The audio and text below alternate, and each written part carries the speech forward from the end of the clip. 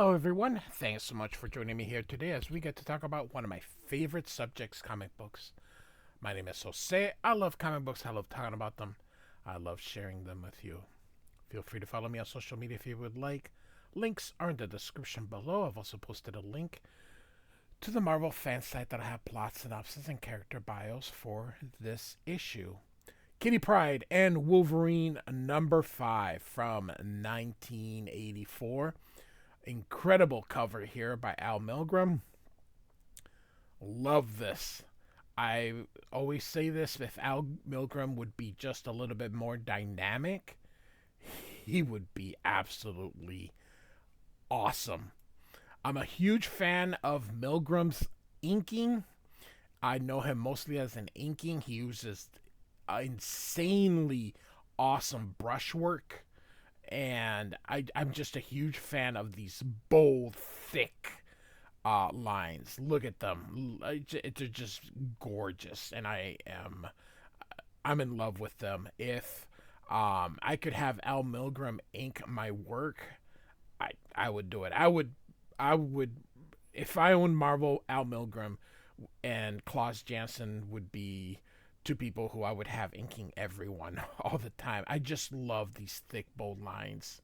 Love them. So, huge fan of them. So, all right. Courage.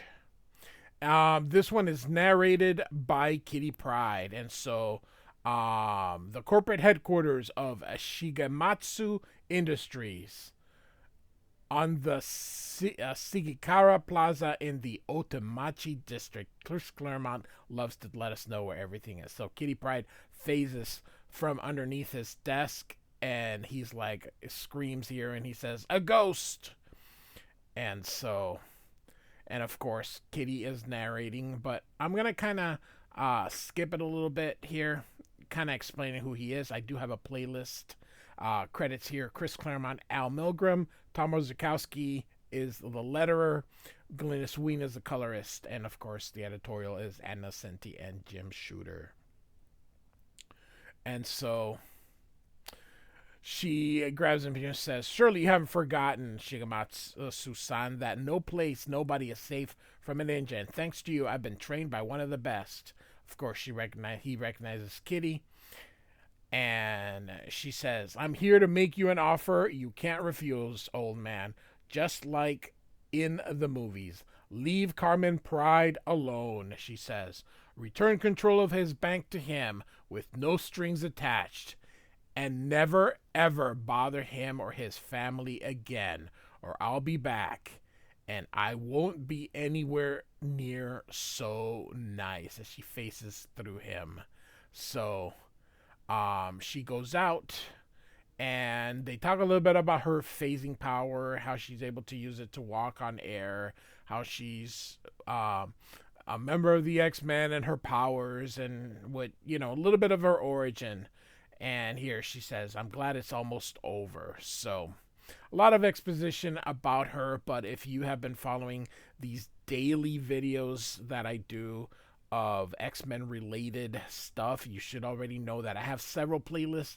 I have a X-Universe playlist, a New Mutants playlist, an X-Men playlist, bunches of playlists. The Wolverine Limited Series is on a playlist. This is on a playlist. So check it all out if you would like. And so she goes, "Crumbs, the look on Shigematsu's face. When I popped out of his desk, that was priceless. I thought he was gonna die. No fooling. Would have served him right if he has." And suddenly she falls because she lost her concentration here. And so she has to think now and is able to sort of float down like a feather here.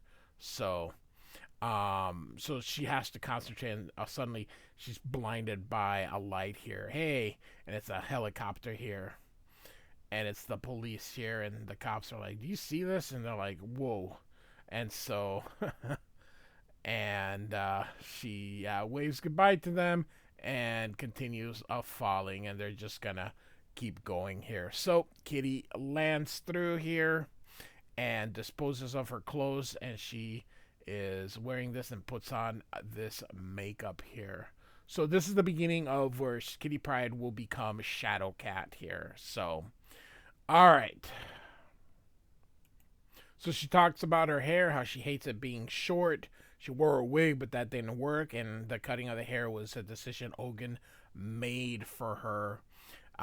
You can see here she doesn't like it. He felt like his doll, his plaything that he could mold, and so she wants a bit of revenge here. So she wonders kind of what her life would be if she wasn't in the X-Men, but it's too late here. And so you can see she uses her breath to fog the window, puts an X, and then thinks of Wolverine and wonders if Wolverine's going to have to avenge her if her revenge does not work out. So, speaking of Wolverine here, nice vertical panel here. And so Wolverine answers to Yukio, and she says, "It's freezing, Logan. Come to bed, my love, before you catch your death." And he says, "I've survived worse." And Yukio says, "The day will come sooner than you think when you won't." And Wolverine says, "Yukio-chan, you're called the Wild One, the devil-may-care rodent adventuress who dances with death for the sheer joy of it." If I asked, would you change the nature, give up being who you are and what you are? And she's like, I can't. And then he says, then why expect different from me? The weather's become as screwy as we are. Look at that snow. This is supposed to be summer. The radio says it's the same the world all over, perhaps not of a new age. This is, of course, has to do with Thor. And I have already covered this. I have a Thor playlist covering the Walter Simonson era of Thor. Check that out as well. Love the moon here. Just dash, dash, dash. And just pretty cool. So, and Wolverine's like, blast. Oh, sorry, you're shivering. Blast you, Yukio. I'm a mutant. My body can handle the cold. And she's like, I'm fine. Merely human. I may be, darling, but I'm a hardy survivor. And Carmen comes and says, Wolverine. And he says, do you mind, Pryde? What have you done with Kitty? Where's my daughter? And he says, gone. And he's like, where? And Wolverine says, I called Xavier in the States. She isn't there. That means she went after Ogun. And Carmen is like, you let her? Don't stand there like a lump. Go after her. Bring her back. Save. And then he grabs her. He's like, oh. Or she grabs him. Sorry. And Yukio says, you try my patience, Gaijin. Take the hint. Leave us alone while you're still able. And he's like, please, Miss Yukio, you both know far better than I what that monster can do. Kitty's your friend. She's my child. Save her. I beg you. And Yukio's like, such parental I have no idea. Solicitude rings hollow from the man who delivers her into the demon's hands in the first place. And he's like, I tried to protect her. What kind of a man do you think I am? And Yukio's like, why, no man at all. And he's like, Kitty's the world to me. I die before I see her hurt. And Wolverine says, that won't be necessary. Yukio. And so she leaves him alone, walks away, and she says, the blizzard's broken. The airstrip's been plowed. The plane's ready whenever you are. And Carmen says, what did she mean? Where are you going? And Wolverine says, where do you think? So, all right. And so we are now in Tokyo. And this is where the, oh my goodness gracious, the Yoshida, Mariko Yoshida lives. And she has Akiko, who is her adopted daughter. They saved her, and I covered this on... so she comes in, and Akiko gives her a big hug. When the X-Men came back from Battle World, a mother was killed, and she had a child, and Wolverine promised that he'd see to her. And so this is that girl. And so Mariko complains about her feet hurting, and so they're going to have, she's going to have a bath. Look at that huge bathtub, goodness gracious. And so here Yukio talks about kind of what she does, about Lord of Clan Yoshida, this and that. So Again, I have covered this so many times that it would be redundant, so I'm not gonna check out the playlist or check out that website that I posted on the link. And so they ask her about school and how it's going, and Lord Mariko is pleased. And suddenly she hears something, and she goes, "Hush, child, not a sound. I could have sworn I heard something. Stay here, Aki, while I go look." And she's like, "Don't leave me. I'm scared." And she says, there, my dear heart. You have nothing to fear. I'll keep you safe." And then she's like, "She called me mother." And that makes her happy, of course. But there is someone there. But who is it? We don't know yet. And so now we have the airplane, which is Mariko's airplane. It's a private airplane. And so this is the captain speaking. We're beginning our descent into Tokyo's Hanada Airport. We'll be landing shortly. Leave my man. Leave my man be, Pryde. Leave me be, lady. I'll take my chances. And Wolverine says, "Brave talk, bub." And he says, "You don't think much of me, do you, Wolverine?" And he's like, "Nope. I'm not ashamed of what I did in Deerfield. When the recession hit, I saw people I've known my entire life, decent, hardworking families being chewed up by the forces over which they had no control. I couldn't stand that. I refused to be a part of that. So I and my bank tried to help." And he's like, "Lot of good you did," says Wolverine. "For some of them, yes, a whole lot. But you got caught. The economy didn't get better. There was too much need." And Wolverine's like, "Tough break. Maybe that's true. In the beginning, you acted from the purest of motives. Good for you. But when things went sour and you signed with the Shigematsu, knowing what he was, when the choice was him or disgrace and jail, that choice was to save your own skin. Not quite so noble, huh?" And he continues, your decision, bub. Now you got to live with the consequences." And Carmen says, "I never meant for Kitty to get involved." And Wolverine says, "What'd you expect? She's your daughter, chump. She loves you more. She believed in you. She ain't a born cynic like Yukio and me. She figured you to be the victim. It never entered her head that you could be one of the villains. She assumed her old man be at least as tough and brave as she is. But you let her down, Pryde, all the way." And so he sits there. You can see that he's like, holding his head. He's like, "Why is she in Tokyo? Why didn't she go home? You cured her, didn't you?" And Wolverine says, "Ain't that simple. The kid figures she has to prove herself, that she's free by confronting her demon, Ogun, face to face. If she's right, he'll probably kill her. If she's wrong, if Ogun takes her again, I will." And Yukio says, "You rarely speak of Ogun, my love. But from the way you do, I sense he means a great deal." He says, "Yup. He taught me everything. If there's a man alive I'd have chosen to be a father, brother, best friend, it was him. Despite that, for what he's done to Kitty, what he may yet do, you'll kill him." And Wolverine says, "Or he will me." So, alright, and so now in the Yoshida residence, and here comes Ogun. And so, approaching there, and takes out the sword, and boom! Only it was Kitty Pryde.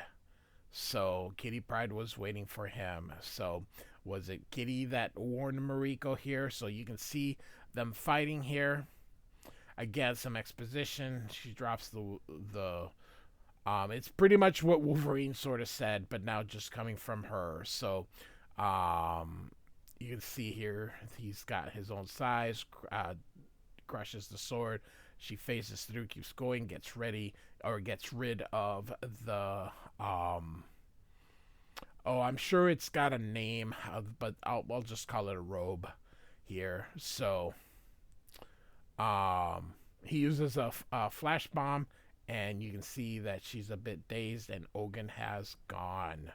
And so he says, "You would challenge me, disciple?" And she goes, "Where is he? His voice seems to be coming from all over. I can't pinpointed. Better vamoose. And so she goes through the wall here, and he continues. You cannot escape, Kitty-chan. The penthouse is under complete electronic surveillance. And so, oh, I'm sorry, it was through here. So I should I should have read this and then over here. So, all right, so she phases through here. I'm pleased you made your entrance undetected. You have learned well, but I'm also certain Mariko and the girl are still within the building. Rest assured, I shall find them. And then, if you will not serve me, Wolverine's foster daughter Akiko will take your place. And of course, she's like, no. And suddenly, now, child of my spirits, which of us is surprised? So he gets her with the stick on the feet here.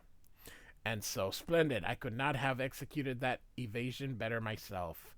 So, and she's kind of remembering how he trained her back in number 2. And so, here we go. Fighting. She phases through them. He did it again. He vanished. Cripes, if I didn't know better, I'd swear he could phase too. Or maybe the legends are true. Ogin's supposed to be immortal. Suppose that makes him magic. He could even be a real ghost, she thinks here. And so she hears a scream, and it's Lady Mariko. And so here she comes, and she asks, Kitty, is the battle over? Are we safe? And Akiko says, she frightens me, Hama-sama. Even though you say she is our friend, is she a demon too? And then she's like, dumb, the oldest trick in the book. Ogun faked your voice. And so here he comes. And you, Novus, fell for it. So he throws all his stuff, but she couldn't quite phase completely. And so she holds on so that they phase through and tells them to run. And she waits for Ogun. Be not afraid, disciple. The substance is not fatal. Merely desired to prevent any further phasing. Your cause is hopeless. She goes, I won't give up. And he goes, as you wish, and charges at her, breaking through that window here. And they land where, I don't know what this thing would be called, but where the people clean. Our business is best concluded in private, on the roof. And she still attempts to hit him. Stubborn girl, will you not accept that you are no match for Ogun? I don't care. I won't quit. As she continues to try here. And so, as they're going up here, they finally reach the roof here. And continue fighting. Yield, I shall not ask again. And Kitty says no. Insolent pup, as he slaps her. How dare you? And slaps and slaps. You are trapped thanks to my drug and your own fatigue. You cannot phase, and without your precious powers you shall fall. It will be to your death. And of course there's 60 stories up. But the hand that takes your life may grant it as well. You were mine once, says Ogun. Bound to me, body and soul. Chris Claremont says that all the time, body and soul. Be so again, my favorite child. I offer immortality, power beyond your wildest dream. Yield to my will, Kitty Pryde. Let your spirits merge with mine. And Ogun, she looks and says, no. You resisted me. That is not possible. And she's like, if you say so. I'm not the girl you brainwashed, Ogun. In some ways, no longer a girl at all. That kitty is no more. You have no power over a shadow cat. I may be beaten, but I'll never surrender. Then, honored foe, though it breaks my heart, your days are ended. This is what I mean. Not very dynamic. I mean, it's very serviceable, but if imagine if Al Milgrom had a little bit of Jim Lee, a little bit of Rob Liefeld, a little bit of Mark Silvestri on him with these inks. Oh, delicious. And so Wolverine is here and says, I wouldn't do that, bub, if I were you. So, next issue, Honor. So we're going to finally have Ogun and Wolverine against each other. So, wow. That is cool. So, Kitty Pryde and Wolverine, number 5. Chris Claremont and Al Milgrom. Like and subscribe. I do thank you for listening. Goodbye.